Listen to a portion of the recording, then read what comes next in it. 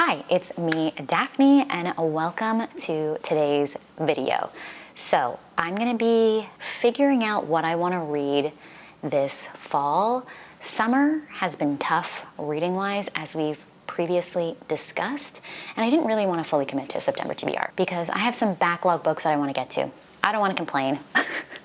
I'm just excited to be back online. I have a lot of videos I need to catch up on. Okay, we're not gonna rehash all the problems because I've taken a few weeks off.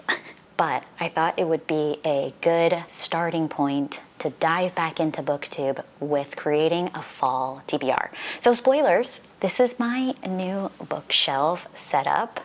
I have a bookshelf vlog that's like kind of in the works. I built the shelves with my friends and I threw them on the shelves kind of randomly. I need to finish it by like organizing the books logically. They're like kind of halfway logical, but not fully.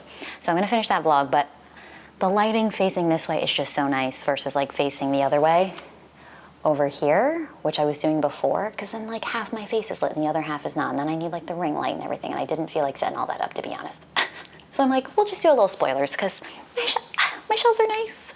And I just wanna face the window. So here we are. I do have things in mind that would be perfect for fall. So let's just kind of organically choose some books. So this isn't like a I must read fall TBR. It's more of a collection of books that I'm gonna prioritize when I'm trying to find a good mood read because I just think they match the mood of fall. So let's look around. Okay, for sure. All right, the first one I'm gonna pick is easy because look how this cover just screams fall. It's called You Again by Kate Goldbeck.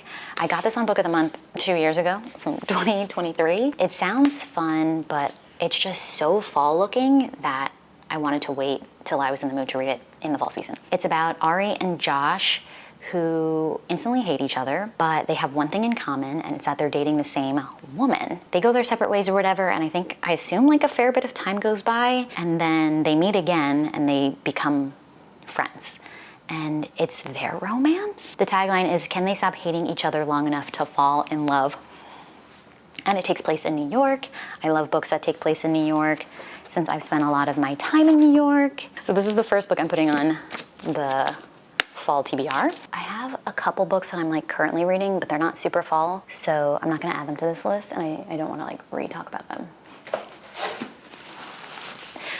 Okay, this next one is fun. I got it at my mom's house actually. She already read this and really enjoyed it, and I know it's a pretty popular book that people have enjoyed, and my friend Sam, who I talk about all the time, did an amazing breakdown of this author's entire collection of works. So the book I'm talking about is The Only One Left by Riley Sagar, and I'm very intrigued to get to this. I don't read that many thrillers, but I feel like fall thriller, like when else am I gonna read a thriller, personally? I need to read it in the spooky season. So yeah, really excited to get to this. Hold on, my friend Monica is texting me. I'm supposed to meet her for brunch at 1. Anyway, I don't know a lot about this, but I think there's like a person who was suspected of like murdering her family when she was a teenager. Gothic thriller about a young caregiver assigned to work for a woman accused of Lizzie Borden. Assigned to work for a woman accused of a Lizzie Borden. I don't know what that means.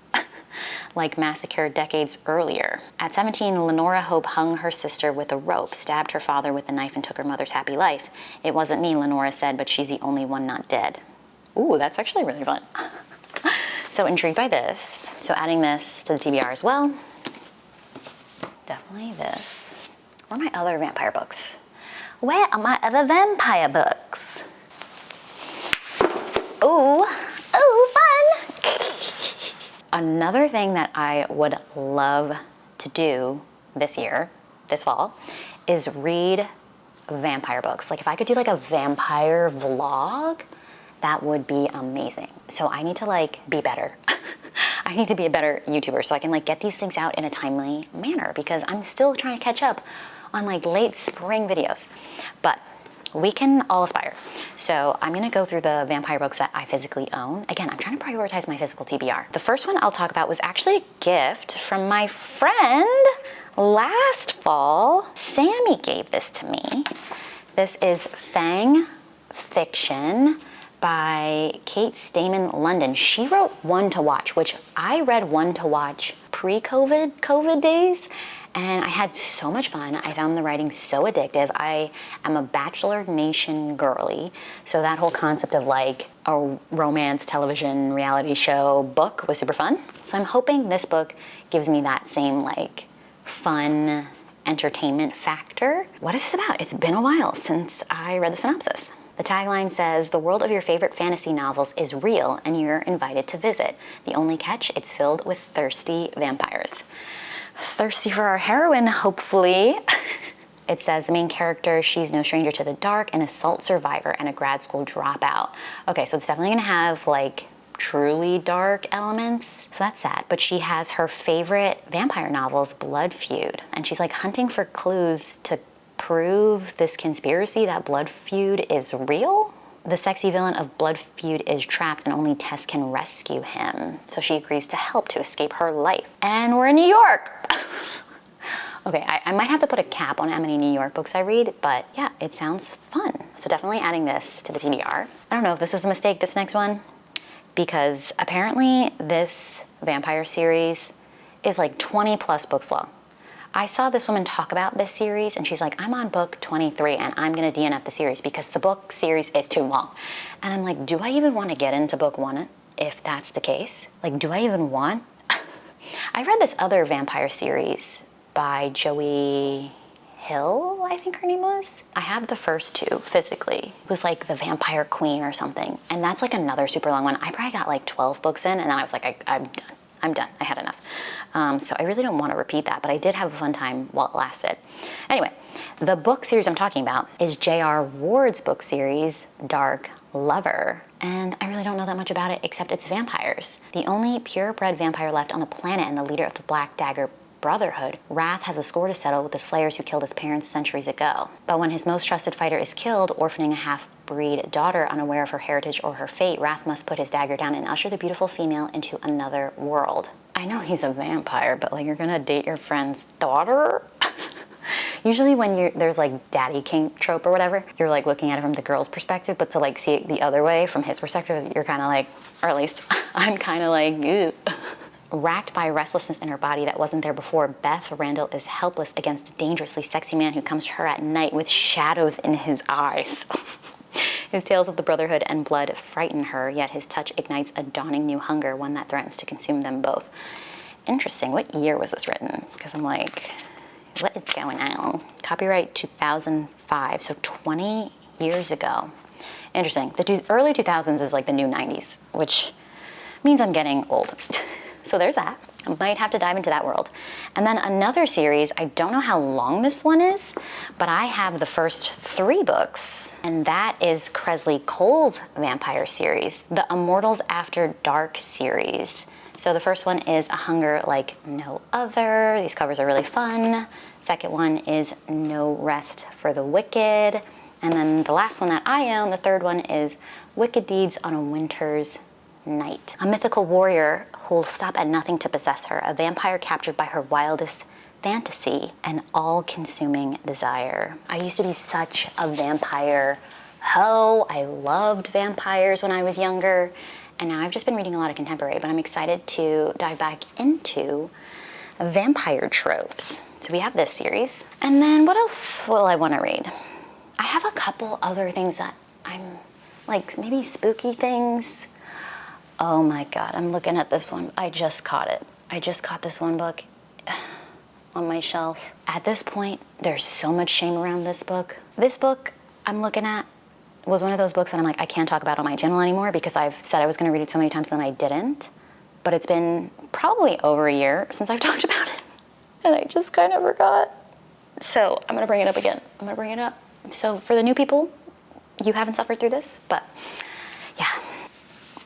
Guys, for those who have been here for a while, I still haven't read The Devil in the Dark Water. I better read this. And I say that every time. I truly say that every time. And I don't read it. It's one of those things that it's like, I want it to be 5 stars so bad because I read another book by this author, Stuart Turton. He wrote The 7.5 Deaths of Evelyn Hardcastle, which is like one of my all-time favorite books. I just loved how twisty and fun and mysterious, and like the Groundhog's Day element of that book was so good. I just want to love this book as well, and I think I just put too much pressure on it. I'm gonna add this to my TBR. This is about this bunch of people that are on a ship. It's old-timey. Oh my god, it's a 1634, so very old-timey. Because they're on the ship, it gives this, like, what do you call it in mysteries? I'm not like super versed in like mystery terminology. A cast that's limited. And that was the same way with his other book. Like, the cast was limited. There's a murder on the boat, or murders on the boat, and there's this detective that's there, and he's trying to figure it out. I better read this. Maybe we'll just go ahead and add a couple more. Again, this isn't like a have to read. This is just like what's on my radar. Okay. Oh yeah, that's a good option. It's just like another series. I can't commit to too many series. Okay, I have 3 more books, and then we're gonna call it. All right, we're just gonna end it there.